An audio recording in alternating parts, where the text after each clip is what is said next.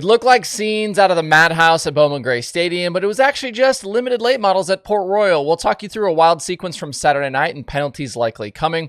Plus Tim McCreadie's charge, PA Speedweek off and running, the end for Clarksville and more. Let's go.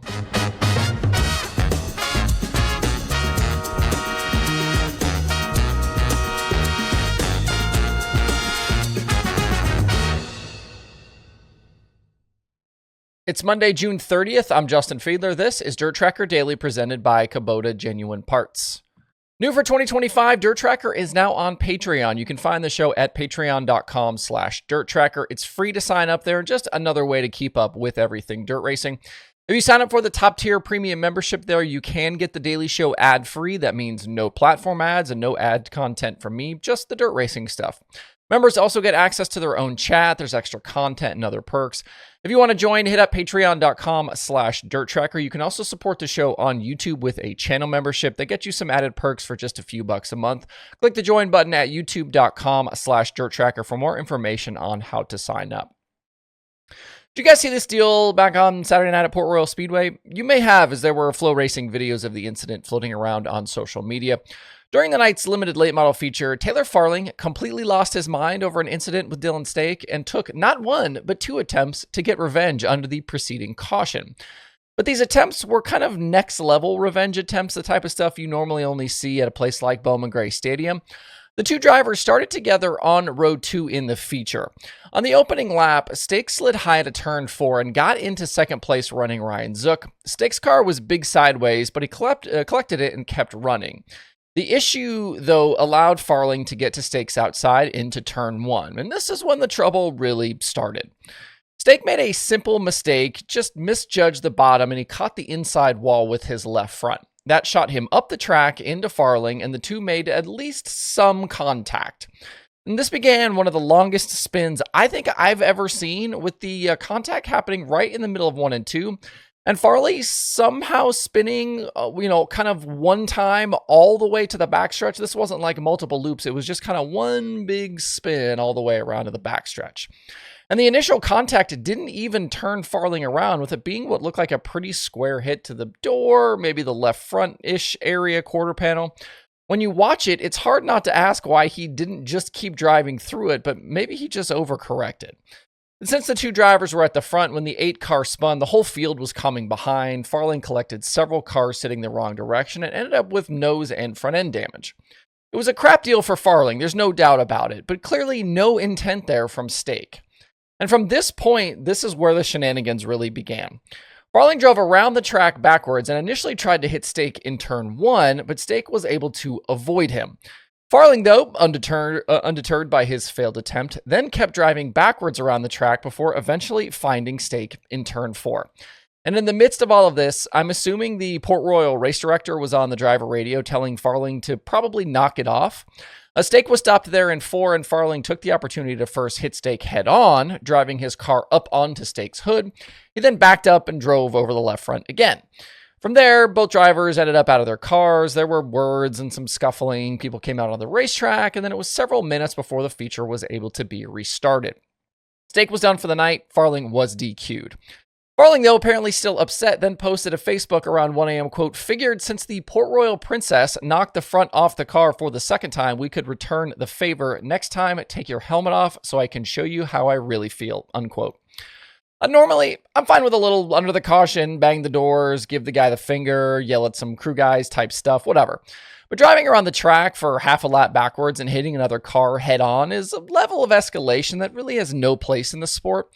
As we talked about last year when Brandon Anderson got suspended for a year by the ASCS, using your car as a weapon, especially when you have officials and safety workers on the track, is maybe a sign that a driver needs to find another way to spend their Saturday nights.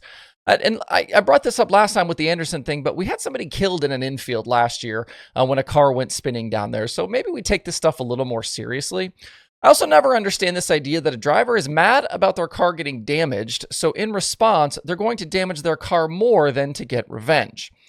These are the types of things that need to be handled in the pits without the opportunity of there being someone in the wrong place at the wrong time when a driver decides to use their car this way. You you want to holler and push and shove in the pits afterwards, by all means, don't let me stop you. But don't do it like this. At the end of the day, none of the initial contact also was even on purpose. Based on Farling's Facebook post and asking around a bit, it sounds like there's at least some measure of history here, but in this case, Stake just screwed up and Farling overreacted. I wouldn't be surprised if Port Royal announced further sanctions against Farling for this. I don't know that the DQ here is just the end of the story. In Sunday racing action, we had a great World of Outlaws late model race up at Nodak Speedway in North Dakota. Ethan Dodson led the bulk of laps, but things got pretty wild late. At one point, we had a four-way battle for the lead with Dodson, Bobby Pierce, Nick Hoffman, and Tim McCreadie all going at it. There was a three-wide moment or two in there. McCreadie was able to get away late, though, to score the win with Pierce and Hoffman on the podium. After that incredible weekend back in May, McCreadie has had more good runs here lately, but this trip up north had been kind of quiet so far. 13th at River Cities, 10th at Norman County, and last night he started down in 12th, so I don't think anyone was looking his way as a potential win pick, especially with Pierce and Hoffman and Drake Troutman starting towards the front. That's now 3 Outlaw wins on the season, and McCreadie and that Boom Briggs team are now top 5 in the Outlaw standings. Up next, it's go for 50 time at Deer Creek Speedway. Pierce's lead back to Hoffman is 78 points entering that one with Ryan Gusson in third, and everybody from Gusson on down all triple digits behind Pierce. Pennsylvania Speedweek finally got started last night with the first 2 races rained out. Lucas Wolf out front early at Baps Motor Speedway, but Danny Dietrich took over on lap 4. He led the rest of the way. Dietrich trying to become the first driver to win both the Ohio and PA Speedweek's titles in the same season. Certainly off to a good start in trying to do that. Chase Dietz and Ryan Smith rounded out the night's podium. Looking ahead, there should be quite a few other drivers rolling through Speedweek at various points. Several new faces are slated to run today at Lincoln. Drivers expected to kind of make some scattered appearances include Christopher Bell in the Kreitz Racing 69K. And Flow Racing's Kyle McFadden says Kyle Larson will be at Lincoln today, plus Grandview, Port Royal, and Hagerstown. And Brent Marks and Ashton Torgerson could make starts this week after running High Limit this past weekend. The Speedweek's races are bouncing around to the different streaming services all week, so make sure to head over to DIRTRACKR.com/watch tonight to see the daily offerings and know for sure which one each race is on. With the Summer Nationals, Brandon Sheppard closed out the Week 3 championship last night with the win at Clarksville Speedway. He topped Jason Fager and Dylan McCowan at the end. Tyler Nicely won the night's modified feature.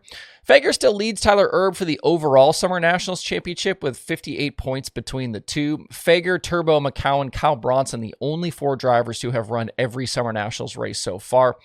With Week 4 starts today, Old Number 1 Speedway in Arkansas. Then you've got Benton, Spoon River, LaSalle, Red Hill, Hobstadt, and Duck River up next through Sunday. There was a bunch of talk yesterday about Clarksville Speedway's future and how last night was likely the final Summer Nationals race there ever. There's been a very slow process in place for the town of Clarksville to eventually acquire the Speedway for development, with the track's owner saying back in January that they probably had 2 more years, 2025 and 2026, before that finally all got completed. But I guess that process has been sped up with the track talking this week about the rest of their 2025 schedule, and that's kind of seeming like this is the last of it. And I can't find a real announcement about there being progress or the deal being sped up anywhere or further details, but I guess the end actually near here for Clarksville. We will shut it down right there for today. If you want even more dirt racing content, make sure to follow DIRTRACKR across social media, wherever you are. So it's DIRTRACKR.